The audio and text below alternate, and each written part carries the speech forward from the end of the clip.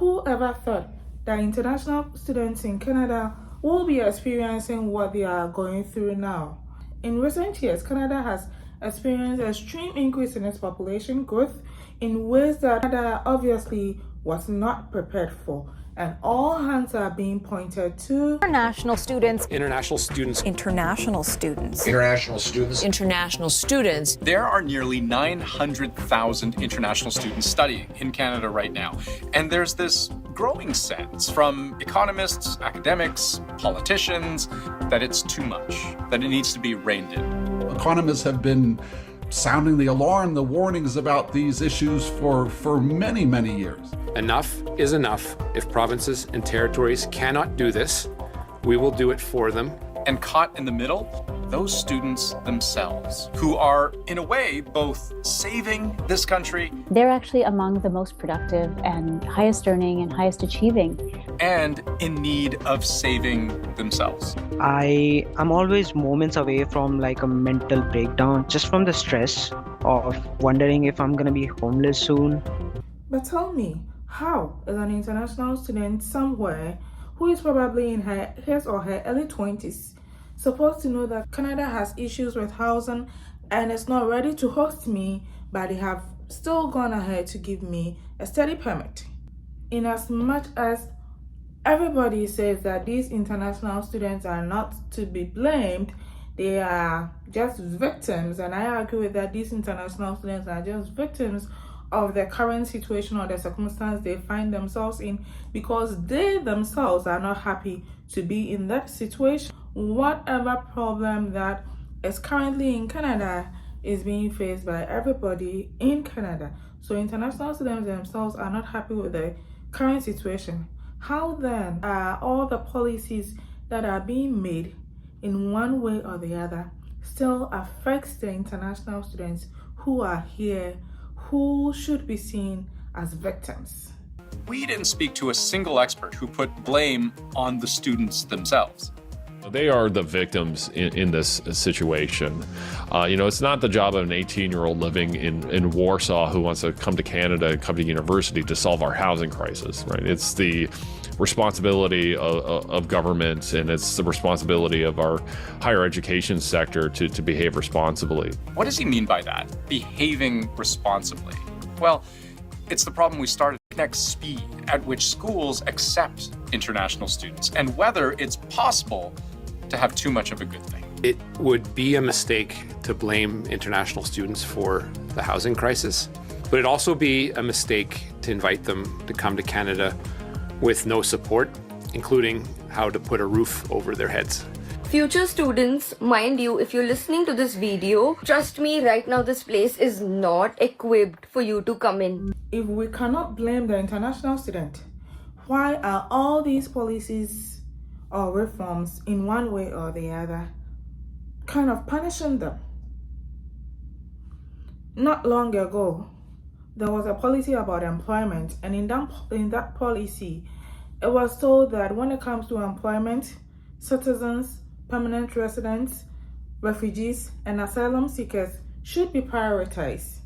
Meanwhile, not too long ago, the Minister of Immigration continues to tell us that it allowed so many people into Canada to help solve Canada's labor shortage problem. So all these people came in to help solve Canada's labor shortage problem, and now that Canada is on its feet, we are telling employers to prioritize citizens, permanent residents, refugees, and even asylum seekers over international students when it comes to jobs. So international students have been admitted into Canada. So many of them are here, but they are not finding work because although they have all the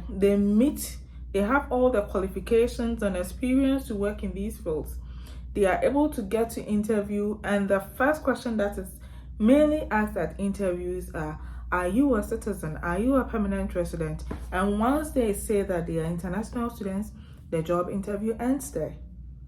Are we treating these victims fairly? These people that we claim they are not responsible for the problem at hand, are they being treated fairly? It is in order that Canada is trying to make reforms to reduce the population growth. Everybody agrees with that, okay? But these reforms that are being made to reduce population growth should be looked at holistically. And like I have said in my previous videos, putting a cap on international students, putting a cap of the number of international students to admit in Canada is great, but it has to go beyond that. Because when you put a cap on the number of international students to admit and you do not work on the screening process, you realize that the few people who are being let into Canada to come to study are not even coming to study. And we have seen this year that although the number of international students were reduced by 35%, we have seen the highest number of international students seeking asylum this year. So what happened? After placing a cap, those came to seek asylum. What went wrong? That is what I think should be looked at. Does it have to do with something with the selection process?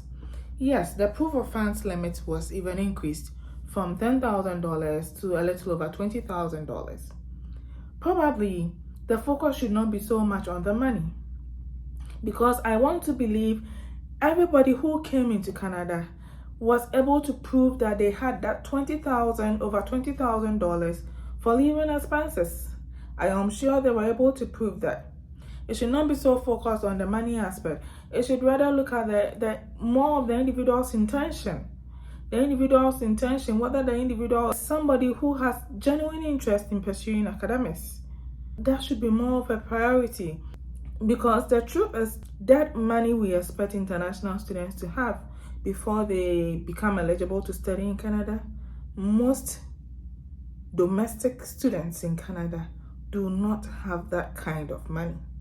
So we are not being fair to people from low-income countries who genuinely want to study. And that is why, although there has been a cap, those who came in did not come to study, but still went on to seek asylum.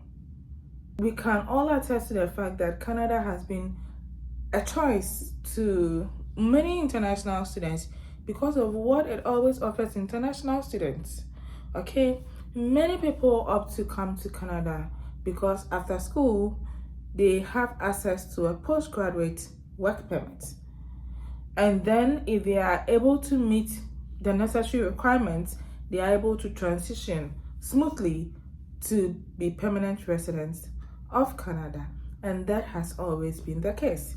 So that is one reason why Canada has been a very attractive destination to many international students. What are we seeing now? Reforms are being put into place to make so many students not eligible for this. I do not really have a problem with the reforms being put in place, but what I don't understand is why these reforms are put in place and they affect people who are already students. I mean, I think when these reforms are put in place, they should exclude people who are already in Canada studying, because when they came, like, that wasn't what they signed for. You get it? So when you make these reforms and you make it effective, those who are yet to come, then you know that they knew that was what was there before they came. So when they come, it cannot be any other thing, because they were already aware that this is what it is before they came. But that is not the case we are seeing here. People who are already in school, reforms are made and they are taking almost immediate effect, and they affect those who are in school. Meanwhile, these people, at the time they were coming in, that wasn't what it was. A typical example that now students in public colleges will need to be studied in some particular fields to qualify for postgraduate work permit. Was that the case when these students were being admitted into Canada? No. that wasn't the case. But now, that is the case. So students in public colleges who do not study in agric, who do not study in healthcare, who do not study in STEM, who do not study in trades or transport will no longer have access to postgraduate work permit. I do not have any issue with these reforms if they were made to not affect students who are already in Canada, but rather those who are yet to come, so that they already know that, oh, I'm just going to school in Canada, and after that, because of the program I'm going to study, I will not qualify for this. Not for someone who is already in school, who came and had this postgraduate work permit in mind, and that was one thing that made him come, and then you tell this person that because this is your field of study and does not align with the labor needs of Canada, you will not be eligible for postgraduate work permit when you complete school. I think it is not fair to treat these guys that way. And then, as if that was not enough, we say that they have to write the language test, either English or French. I do not have a problem with students having to write language tests. But then, this is my thought. Why don't they write the language test before they are admissible to Canada? If we are complaining that students come here who cannot speak English or French, but they are able to come to school in Canada where teaching and learning is in either English or French, and these students do not speak either of these two languages, how do they even qualify to study in Canada in the first place? If they qualify to study in Canada, why then can't they work in Canada? For me, that particular regulation should be at the point of coming, okay? That particular reform or policy should be effected right from the entry point. Once you are coming into Canada to study as a student, you should meet this language criteria. Once you do not meet that criteria, then it means you are not admissible to come and study in Canada. But when we let these people come anyway to study, how do they benefit from studying in English when they do not speak English? How do they benefit from studying in English? Guys, let me know what your thoughts are in the comment section, because I find some of these reforms very worried, and I see so many students feeling helpless. They just do not know what to do because everything kind of takes them out. So, I mean, their dreams have been cut short. Meanwhile, we all have said that these people are victims of the current situation. So how do we punish them for being victims? And then another one, we say that to qualify for master's degree, so college students were first off made not eligible to bring spouses to Canada, okay? And then recently, master's degree programs with durations lesser than 60 months do not qualify to bring their spouses, or their spouses do not qualify to get work permits, spousal open work permits in Canada. These people did not come to Canada knowing that. Many of these people are family people already, and they have come to Canada. They chose Canada because Canada provides this. For me, one reason why my family decided on Canada when my husband was thinking of continuing his education was the fact that me, as his wife, will have access to a work permit when we come to Canada. Okay, so these are reasons that international students and their families consider before settling on the country to study. Mind you, any student or every particular student, any student who is studying in Canada has what it takes to study in so many other developed countries. So they look at these particular reasons to choose exactly where to go. And the spousal open work permit is one reason why many students who are family will choose to study in Canada. And then they come, you admit them, and right after admitting them, then you tell them that if your program of study is not up to 16 months in duration, your spouse is not eligible for a work permit. Why didn't we tell them before they came? So that probably they would have gone to other places. Why didn't that law take effect from students who are yet to come? So that those who are already here, I mean, that is not what they signed for, would be excused, so that those who are yet to come will be tied to that. Guys, I don't know, but that is what I thought it should have been.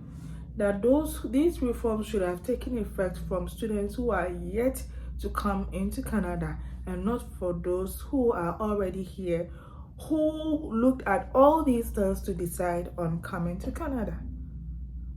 Let me know what your thoughts are in the comment section. The truth is, many international students in Canada are not happy. Many of them do not feel helpless. Many of them do not know what to do because they had plans and their plans are being trashed because every day policies keep changing and they do not even know what to do. So yes, that is the current state of many international students, especially the college students in Canada. It's rather disturbing that these young guys have to go through what they are going through. I mean, they have made so much investment in this whole education thing. They are paying so much in terms of tuition, but they when it comes to these policies, it appears their interests do not even matter at all, and that is very worrying. I am not surprised that many international students are recently going towards the asylum routes, because trust me, anyone from a developing country or an underdeveloped country would have one reason or the other to seek asylum. That is the truth. Anyone coming from an underdeveloped country would have one reason or the other to seek asylum. These people decided not to, but rather use the study route to integrate, upgrade themselves and integrate into the community or society. And then what happened? So they realized that, oh, but I have a reason to seek asylum after all. So if an asylum seeker would be preferred in terms of work to me, then why don't I also look there? If I, who is bringing so much money into the system, paying so much in terms of tuition, has no stand when it comes to employment, because every other person is supposed to be prioritized above me, then why don't I also go and seek asylum? Because I have a reason to. I have a reason to. And it's worrying, and the fact that, I mean, we do not see that these reforms are what is, these reforms is what is causing this, is what I don't even understand. The way the reforms are going, we should expect that these things will happen, because the investments are huge and these people just cannot go back home empty-handed. That is not what they signed for. Yes, Canada did not make promises to anyone. Canada did not promise anyone anything, but the policies that were there at the time these international students were coming into Canada was why they came. The policies was why they came. And records have shown that it is even just a third of international students who stay in Canada after school. So it means that a whole lot will be going as well. But now, it looks now more than ever, it looks like a lot more would have to go because of these policies, guys. Let me know your thoughts in the comment section. I believe these guys have not been treated like victims. They are actually kind of being punished as if they were aware or they caused these problems for Canada themselves, and that is rather unfortunate. These are my thoughts. Let me know your thoughts in the comment section, and see you in my next video. Bye.